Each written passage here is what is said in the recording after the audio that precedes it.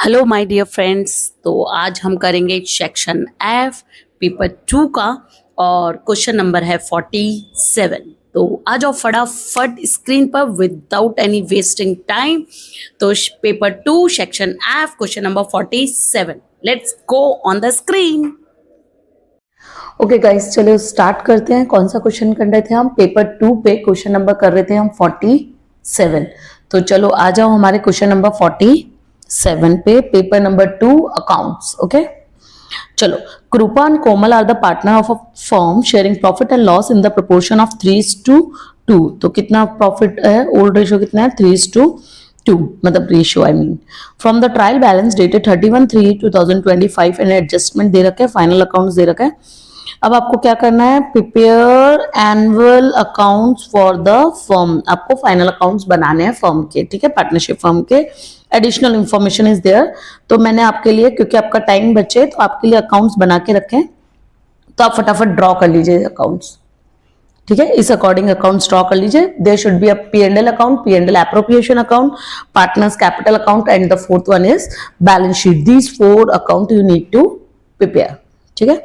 चलो, अब हम अपना क्वेश्चन कहां से स्टार्ट करते हैं? अगर आप ऊपर से भी स्टार्ट करते हैं, नो नीड टू वरी, कहीं से भी स्टार्ट कीजिए, आंसर ठीक होना चाहिए। मैं एडजस्टमेंट से स्टार्ट करती हूँ क्वेश्चन।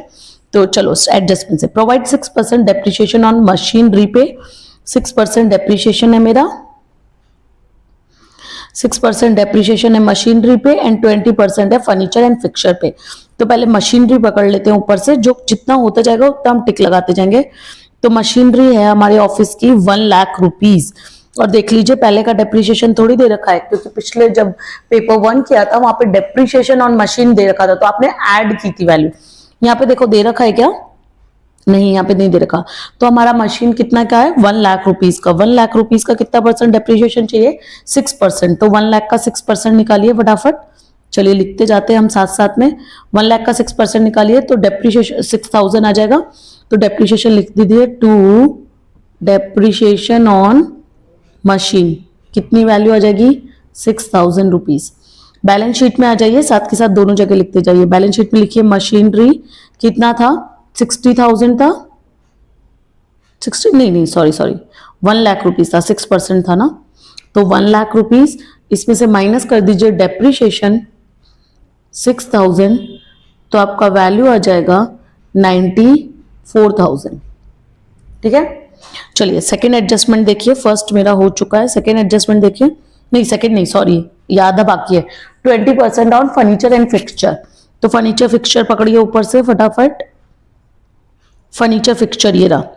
तो फर्नीचर फिक्सचर है 10,000 का एंड डेप्रिसिएशन है 20%। तो 10,000 का 20% होता है कितना रुपए? 10,000 का 10% होता तो एक जीरो कम कर देते, तो 1,000 तो 2,000 रुपीज हो जाएगा। तो P&L अकाउंट में लीजिए, लिखिए टू, हाँ आपके पास तो कैलकुलेटर है, फटाफट फटाफट कर दीजिए।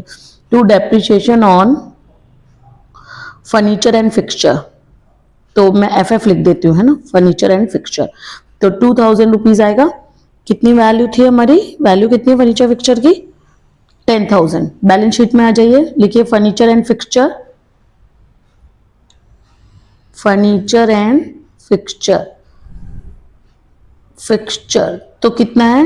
10,000 रुपीज था, जिसमें से आप 20% यानी 2,000 डेप्रिसिएशन लगा चुके हैं। तो बाहर मेरी वैल्यू बच जाएगी कितनी? 8,000, ठीक है। यहां तक कोई दिक्कत है आपको? ओके, ये तो बहुत इजी टर्म्स थे। तो पहला डन। दूसरा, return of 1,000 from debtor as a bad डेप्ट। तो बेड डेप्ट दे रखा है और न्यू रिजर्व कुछ नहीं दे रखा। ओके, तो देखो ऊपर देखो, बेड डेप्ट डेटर में से कम करने 1,000 रुपीज। तो डेटर पकड़ लो, डेटर इज 80,000 रुपीज। तो बैलेंस शीट में आ जाओ, लिखो डेटर्स कितना था? 80,000 रुपीज। 80,000 था ना, एक बार क्रॉस चेक कर लेते हैं। इधर होगा डेबिट साइड में 80,000, और कितना राइट ऑफ करना है? 1,000। तो इसमें से माइनस कर दीजिए, माइनस बेड डेट कितने रुपए? 1,000 रुपीज।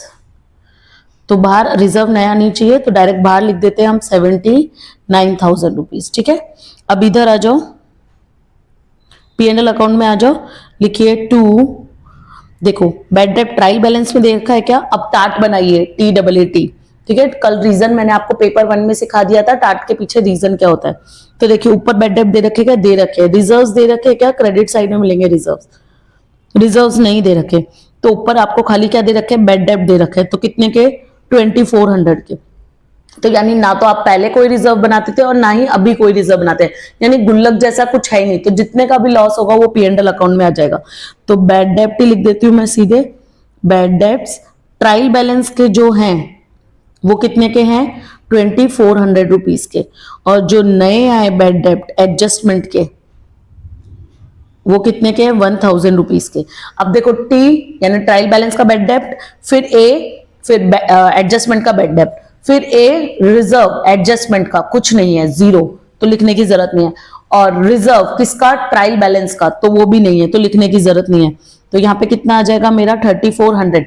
यानी आपने ऐसी कोई गुल्लक ही नहीं बनाई है, समझ रहे हो, यानी कंपनी ने ऐसी कोई गुल्लक ही नहीं बनाई है जिसमें आप रिजर्व का पैसा डालते हो बैड डेब्ट के लिए। तो यहाँ पे पूरा ही आपका P&L में लॉस चला जाएगा। ठीक है, चलो नेक्स्ट, चलो तो इसमें डाट की जरूरत नहीं थी। Next, annual salary 10,000 8,000 payable to Kripa and Komal. तो एनुअल सैलरी, ये कृपा एंड कोमल तो हमारे पार्टनर थे ना, देखो कृपा और कोमल कौन है, हमारे पार्टनर है। तो P&L में लिखेंगे या P&L एप्रो में, जल्दी बोलो, जल्दी बोलो, P&L एप्रो में लिखेंगे, वेरी गुड। तो लिखेंगे टू सैलरी, पार्टनर को जो भी मिलता है वो आप कहा लिखते हो, P&L एप्रो में लिखते हो। ठीक है, कोई दिक्कत है यहाँ पे, ओके। तो लिखो टू सैलरी अकाउंट, कौन था, कृपा एंड, यहाँ पे देख लेती हूँ मैं नाम, हाँ कृपा एंड कोमल। तो कृपा को कितनी मिल रही है सैलरी, कृपा की कितनी सैलरी है, 10,000 8,000 एनुअली। तो यहाँ पे 10,000 और यहाँ पे 8,000, तो टोटल मिला के कितने का खर्चा है पार्टनर को देने के लिए, 18,000 का। P&L एप्रो में आपने पार्टनर्स का नाम लिखा है, तो पार्टनर्स कैपिटल में लिख दीजिए। पहले मैं एक बार बैलेंस उतार देती हूँ, बाय बैलेंस, पार्टनर्स कैपिटल का बैलेंस उतार लीजिए पहले। बैलेंस देखिए कितना दे रखा है आपको, 10,000 10,000 पार्टनर्स कैपिटल का। तो यहाँ पे आ जाएगा 10,000 और यहाँ पे भी आ जाएगा 10,000। ठीक है, फिर आप वहां से उतार दीजिए बाय सैलरी। सैलरी कितनी दी थी आपने, 10,000 एंड 8,000। हर ट्रांजेक्शन की मैं दो इफेक्ट करती जा रही हूँ। ठीक है, चलो ये भी हो गया मेरा। Next, commission 1000 is receivable, income है, तो P&L अकाउंट में आ जाएगी, एक जगह छोड़ देना, बाय कमीशन। कमीशन कितना था, कमीशन कितना रिसीवेबल है, फटाफट बोलो कितना रिसीवेबल है, कहां गया कमीशन, सॉरी इधर था, 1000 इज रिसीवेबल। तो पहले से भी तो रिसीव हुआ होगा, ऊपर पकड़ो कमीशन, क्रेडिट साइड में बैलेंस दे रखा है 5,000 का, तो कमीशन है 5,000 का और एक 1000 मिलेगा फ्यूचर में। तो अकर्ड बोल दो, आउटस्टैंडिंग बोल दो, है ना, due income due but not receive, तो अकर्ड कमीशन, अकर्ड कमीशन यानी ड्यू हो चुका है पर मिला नहीं है। तो आउटस्टैंडिंग वर्ड हम एक्सपेंस के लिए लगाते हैं, इनकम के लिए नहीं लगाते। ठीक है, और आपको अगर आपकी बुक में, हाँ स्टेट बोर्ड की बुक में आउटस्टैंडिंग लिखा है, तो you can write here outstanding also. तो टोटल 6,000 रुपीज मिलेंगे। अब एक 1,000 की कितनी इफेक्ट होगी, दूसरी, फ्यूचर में पैसा मिलेगा तो करंट एसेट हो जाएगा। तो आउटस्टैंडिंग क्या था, कमीशन, फ्यूचर में मिलेगा, इनकम है इसलिए, पेमेंट नहीं है। ठीक है, चलो नेक्स्ट, ये हो गया। आउटस्टैंडिंग सैलरी, तो ऊपर से सैलरी पकड़ो, डेबिट साइड में ढूंढो, 15,000 रुपए। तो P&L अकाउंट में लिखो टू सैलरी, टू सैलरी कितने थे, 15,000 रुपीज। तो इनर कॉलम में लिखो 15,000 रुपीज, प्लस कर दो आउटस्टैंडिंग, चुकाना बाकी है, कितना, 6,000, चुकाना बाकी है 6,000। तो टोटल सैलरी आ गई 21,000। ठीक है, और चुकाना बाकी है, तो बैलेंस शीट में liability side, current liability, outstanding salary 6,000 रुपए। सारे एडजस्टमेंट की मैंने दो इफेक्ट दे दिए, सारे एडजस्टमेंट हो गए। अब आ जाओ ऊपर फटाफट, किस पे, आपके इस पे आ जाओ, क्या है ये, ट्रायल बैलेंस। ठीक है, सबसे पहले कैपिटल, कैपिटल का बैलेंस लिख दो, कैपिटल अकाउंट में लिख दिया था वो, ड्राइंग भी लिख दो फटाफट। तो यहां पे लिख देते हैं टू ड्राइंग, कितने का दे रखा है ड्राइंग, 10 और 10 ड्राइंग, ओके ओके, अरे यार कैपिटल गलत लिखवाई है ना, 10 थोड़ी है कैपिटल। वो ड्राइंग देख लिया मैंने, ड्राइंग आपकी 10 और 10 है, डेबिट साइड का देख लिया था। कैपिटल देखो 1,10,000 एंड 90,000, 1,10,000 सही कर लेना, 90,000, ठीक है। चलो ड्राइंग हो गई है, कैपिटल हो गया है, टिक लगाओ।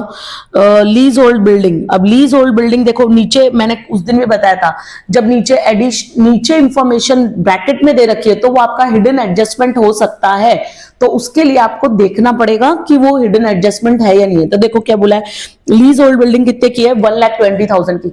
अब लीज होल्ड बिल्डिंग क्या होता है, यानी आपने एक तरीके से लंबे समय के लिए जब एसेट कोई रेंट पर लेते हो तो उसको बोलते हैं लीज होल्ड बिल्डिंग। ऐसा क्यों करते हैं, ताकि आपका बड़ा इन्वेस्टमेंट करने से रह जाता है, यानी आपको बिजनेस में बिना बड़ा इन्वेस्टमेंट किए आप बिजनेस को स्मूथली रन कर सकते हो, ठीक है। तो आप लीज पे ले लेते हो, आप बोल सकते हो रेंट पे ले लेते हो। तो उस जितने पीरियड पे आपने रेंट पे लिया है, जितनी लाइफ के लिए, कितनी देर के लिए, कितनी ईयर्स के लिए लिया है, 10 ईयर्स के लिए, तो 1,20,000 को मुझे 10 ईयर्स में राइट ऑफ करना पड़ेगा, खत्म करना पड़ेगा। तो देखो मैंने लिया कब था, 1/4/24 को, और मेरा ईयर एंड कब है, 31/3/25, तो अभी तो एक ही साल हुआ है, पहला ही साल है। तो 1,20,000 डिवाइडेड बाय डायरेक्ट कर देना 10, तो आपका 12,000 का राइट ऑफ आ जाएगा, और वो एक्सपेंस है। तो P&L अकाउंट में लिखेंगे to return of on leasehold building, ठीक है। कितना, 12,000, समझ में आया कैसे आया, 10 साल के लिए लिया है तो 1,20,000 डिवाइडेड बाय 10, ठीक है। अब कहां लिखेंगे दूसरा, जब लीज होल्ड बिल्डिंग क्या कहलाती है, एसेट होती है। तो ओके मैंने डेटर्स ऊपर लिख दिए, कोई बात नहीं, आप करंट वाले नीचे लिखा करो और नॉन करंट ऊपर लिखा करो, है ना, बीच में गैप देना चाहिए था, कोई बात नहीं, मैंने यहां पे लिख दिया। अब लिख देती हूं मैं लीज होल्ड बिल्डिंग, तो कितने की है मेरी, 1,20,000 की, उसमें से 12,000 क्या कर दो, रिटर्न ऑफ। बच्चों क्या बोल रही हूं मैंने क्या कर दिया, सब एक साथ लिख दिया एक के नीचे। आपको करंट नीचे लिखना है और नॉन करंट ऊपर लिखना है, फॉर्मेट की जरूरत नहीं है, पर इतना एटलीस्ट बाइफरकेट करो कि सारी नॉन करंट ऊपर और करंट नीचे। रिटर्न ऑफ कितना, 12,000, तो 1,20,000 में से 12 माइनस कर दो, कितना बचेगा, 1,20,000 में से 12 माइनस कर दो तो 1,08,000 बचेगा, ठीक है। 1,08,000 हो गया, ये वाला भी हो गया। चलो नेक्स्ट, मशीनरी हो गया था। डिस्काउंट अलाउड, हमने अलाउड किया है, अलाउड किया है तो एक्सपेंस P&L अकाउंट में यहां लिख दो टू डिस्काउंट अलाउड। कितने रुपए डिस्काउंट अलाउड, 700 देखा था ना, 300 या 700, 700 ये हो गया, ओके। कैरेज आउटवर्ड P&L में ही आते हैं, लिख दो to carriage outward. Carriage outward कितने के, 2,400, ठीक है, देख लो 2,400 के थे, मुझे याद आ गया, ये रहा, ठीक है। ये हो गया, ये हो गया। बिल रिसीवेबल कहां पे आता है, एसेट में, कितना का है देख लेती हूँ, वैल्यू 40,000, तो बैलेंस शीट में एसेट साइड में लिख दो बिल रिसीवेबल, कितने का था, 40,000। चलो बिल रिसीवेबल के बाद क्या दे रखा है, फटाफट देखो, बिल रिसीवेबल हो गया। Trade expense, trade expense P&L, देखो नाम ट्रेड है पर ट्रेडिंग में नहीं आता, कहां पे आता है, P&L में आता है, तो यहां पे लिख दो टू ट्रेड एक्सपेंस। ट्रेड यानी होता है सेलिंग एंड बाइंग के जो एक्सपेंस होते हैं, सेलिंग एंड डिस्ट्रीब्यूशन के जो एक्सपेंस होते हैं उनको क्या बोलते हैं, ट्रेड एक्सपेंस बोलते हैं। कितने के हैं, 11,800, तो आ जाएगा 11,800, ठीक है। ट्रेडिंग एक्सपेंस हो। कैश बैलेंस कहां पे लिखेंगे, बैलेंस शीट में, वेरी गुड, नीचे लिख दो या कहीं पे भी लिख दो। कैश बैलेंस देखो कितनी वैल्यू है कैश बैलेंस की, 12,000, ओके।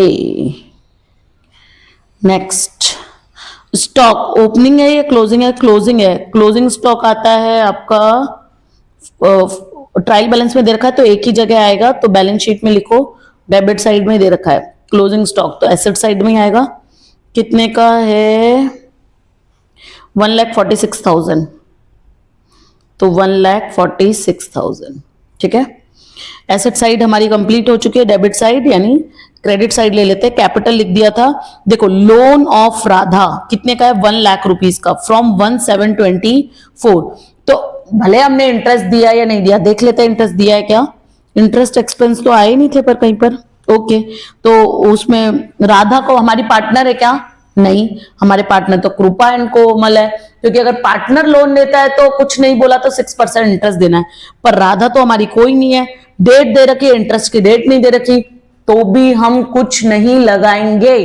ध्यान से सुन लेना, हेलो, तो भी हम कुछ नहीं लगाएंगे। लेकिन अगर पार्टनर होता तो 6% देते। In absence of a partnership deed, वहां पे पार्टनर के लोन की बात की गई है, तो जो पार्टनर नहीं है उसके बारे में कुछ नहीं कहा गया, तो इसका मतलब उसको इंटरेस्ट नहीं देना है। डेट दी है, इंटरेस्ट की रेट नहीं दिया। हाँ, इंटरेस्ट रेट दी होती तो मैं इसको हिडन एडजस्टमेंट मान लेती और फिर मैं करती, ठीक है। तो लोन ऑफ राधा 1,00,000 रुपीज का बैलेंस शीट में लायबिलिटी साइड में लिख दो। आई डोंट नो राधा कौन है, लोन ऑफ राधा हो सकता है उसने बिना इंटरेस्ट के दिया हो 1,00,000 रुपीज, ठीक है। डेट दी है, लेकिन देखो आपको बेवकूफ बनाने के लिए दिया है, पर हम बेवकूफ बनेंगे क्या? नहीं। क्यों? क्योंकि वहां पे क्या लिखा हुआ था? In absence of a partnership deed, if partner is giving any loan to the business, to the firm, then 6% interest will be applicable in absence of any information in the partnership deed. Okay, if partner is given, तो ये partner है क्या? No, partner नहीं है। Interest rate दी है क्या हमको? नहीं दी। तो हम कैसे लाएं 6%? कहां से लाएं? 6% तो किसके लिए था? पार्टनर के लिए था। तो यहां पे उसका कोई इंटरेस्ट देने की जरूरत नहीं है। कितना है? 1,00,000 रुपीज लोन था, ठीक है। डेट दे दी। अब ये इसलिए कंफ्यूज बनाने के लिए देख, कई बच्चे क्या करेंगे, इसका 6% निकाल देंगे। अरे मत निकालना, इसका 6% नहीं देना। ओके, स्टार मार्क करो इसको। ओके, चलो नेक्स्ट, डिस्काउंट रिसीव P&L के क्रेडिट साइड में लिख दो, bye discount received, bye discount received कितने रुपए डिस्काउंट रिसीव्ड? 800 रुपीज। क्रेडिटर दे रखे हैं फिर 50,000 के, क्रेडिटर कितने के? 50,000 के। और चलो, कमीशन हो गया था हमारा। Bills payable and trading account का प्रॉफिट दे रखा है, तो मैंने यहां जगह छोड़ी थी, तो अब बाय ट्रेडिंग अकाउंट लिख दो यहां पे क्रेडिट साइड में। तो वो ग्रॉस प्रॉफिट होगा ट्रेडिंग का, जिसको इधर ट्रांसफर करना है। क्रेडिट में लिखा है, ट्रायल बैलेंस में क्रेडिट में लिखा है, तो आप भी कहां लिखेंगे? क्रेडिट में। ट्रायल बैलेंस में डेबिट में लिखा है, तो आप भी कहां लिखेंगे? डेबिट में। तो क्रेडिट में लिखा है तो मैंने क्रेडिट में ही लिखना है। यार बिना चैन कहां रे, क्या बचा था मेरा? बिल्स पेएबल तो लिख लिया ना? नहीं, बिल्स पेएबल नहीं लिखा आपने। बिल्स पेएबल कितने का है? बिल्स पेएबल 10,000, ठीक है। अब मेरा सारा काम हो चुका है। अब आपको क्या करना है? पहले P&L अकाउंट बंद कर दो, फिर पार्टनर में बांट देना, वो एप्रोप्रिएशन में ले जाना, फिर एप्रोप्रिएशन में पार्टनर में बांट देना। तो पहले P&L बंद कर दो। तो P&L का बैलेंस देखो कितना आ रहा है, फटाफट लगाओ। ये साइड प्लस करो, तो 194,500 एंड 6,800 एक साथ प्लस कर दो, तो आपका बैलेंस आएगा कितना आ रहा है बोलो। तो इधर की साइड ज्यादा लग रही है, तो मैं यहीं लिख देती हूँ डायरेक्ट, 201,300 इतना ही आ रहा है। बोलो फटाफट। चलो, उसमें से डेबिट साइड सारी क्या कर दो? माइनस कर दो। डेबिट साइड सारी माइनस कर दो।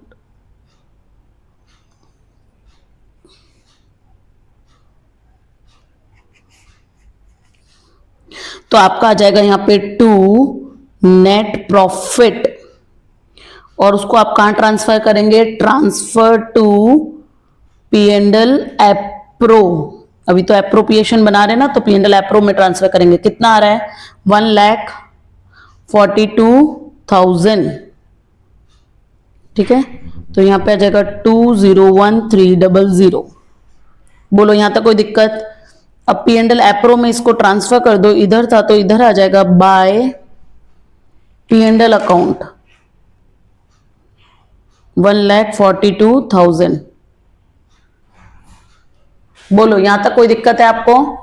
कोई दिक्कत है तो पूछो फटाफट। और ये किस में बांट देंगे? ये आ जाएगा डिविजिबल प्रॉफिट। किस में बांट देंगे? कृपा एंड कोमल। कृपा एंड कोमल बांट दो फटाफट। तो यहाँ पे बैलेंस बचेगा 142 में से 18 माइनस कर दो तो बैलेंस बचेगा 124,000। 124,000 को क्या रेशियो है उसका? 3:2 में बांट दो। 3:2 में तो आ जाएगा 74,400 और 49,600। ठीक है, दोनों साइड का टोटल मैच कर दो। 142 एंड 142। ठीक है, अब ये जो आया आपका पार्टनर्स कैपिटल में लिखा है, तो ये इधर आ जाएगा बाय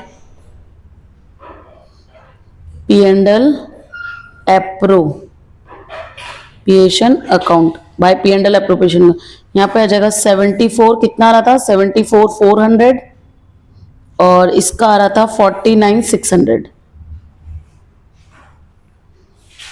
अभी इसमें बचा दिखाने के लिए कुछ नहीं बचा है, तो ये भी मैच कर दो फटाफट। ज्यादा ही बड़े अकाउंट बन गए।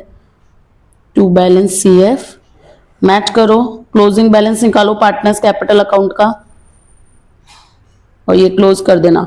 तो आपका आएगा 184,400। देखो आ रहा है क्या? कृपा का देखो आ रहा है क्या? बैलेंस आएगा 184,400। तो टोटल आ जाएगा 194,400 क्योंकि यहाँ पे 10,000 था। ठीक है, और इसका आ जाएगा 137,600। तो इधर आ जाएगा 147,600 और यहाँ पे भी 194,400 एंड 147,600। ठीक है, कर लो फटाफट। ठीक है, चलो कैपिटल उतार दो यहाँ पे। तो मैं लिख देती हूँ कैपिटल किसकी थी? कृपा एंड कोमल।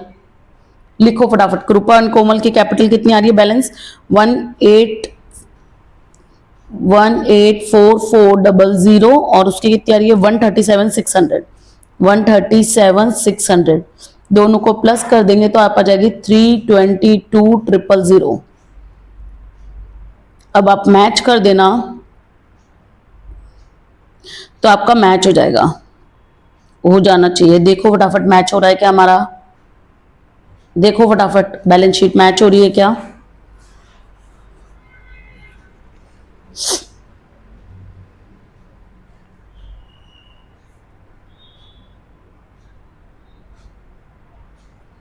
बोलो मैच हो रहा है? ओके, तो टोटल बोल दो फटाफट फिर। 488,000 आ रहा है मेरा। यहाँ पे भी आ रहा है 488,000। ठीक है, तो ये हो गया हमारा क्वेश्चन नंबर कौन सा कर रहे थे हम? 47। देखो जितनी ज्यादा प्रैक्टिस करोगे उतना टाइम कम लगेगा। इस बार हमने 22 मिनट में क्वेश्चन कंप्लीट कर लिया। ठीक है, और आप भी देखो अब पेपर 1 क्योंकि हम पूरा कर चुके हैं। पेपर 1 में हमें थोड़ा सा ज्यादा टाइम लगा था, तो पेपर 2 में एज कंपैरेटिवली टाइम कम लगा है। जैसे जैसे आप पेपर 6 तक पहुंचोगे तो आपका जो मैं टारगेट टाइम बता रही हूँ उस टारगेट टाइम में आपका क्वेश्चन कंप्लीट होता जाएगा। तो मेरे हिसाब से सेक्शन F का क्वेश्चन 20 से 25 मिनट मैक्सिमम 20 मिनट्स में हो जाना चाहिए। 20 मिनट्स का टारगेट बनाओ। तो जब तक आप पेपर लास्ट पेपर पे आ जाओगे, पेपर नंबर 6 पर, तब तक आप 20 मिनट पे आराम से आ जाओगे। ठीक है, चलो स्क्रीनशॉट ले लो फटाफट। कुछ कैलकुलेशन मिस्टेक हो तो आप मुझे कहाँ बताएंगे? कमेंट में, ताकि मैं दूसरे लोगों के लिए सुधार सकूं। ठीक है,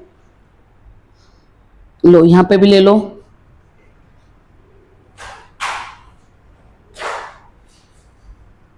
डन? ओके, एक और चीज बच्चों, आप जैसे जैसे मैं करवाती जा रही हूँ, जैसे जैसे मैं अपलोड करती जा रही हूँ, वैसे कि वैसे साथ साथ करते जाइए। मैंने एक चीज नोटिस करी है कि व्यूज तो दे रहे हैं बच्चे, पर कितना देखते हैं, आगे का 10 मिनट देखते हैं, 15 मिनट देखते हैं, फिर देखते ही नहीं है। बच्चों भले आप पॉज करके रखो, फिर खुद से क्वेश्चन करो, फिर आपको जहां नहीं आ रहा वहां देखो, उस पॉइंट पे देखो, स्पीड में देखो, लेकिन क्वेश्चन करो। मतलब मेरा सिंपल कहने का मतलब है पढ़ाई करो, एग्जाम आने वाली है। ऐसा नहीं कि आप इतनी लास्ट में जगो कि आपके पास पास होने का भी ऑप्शन खत्म हो जाए।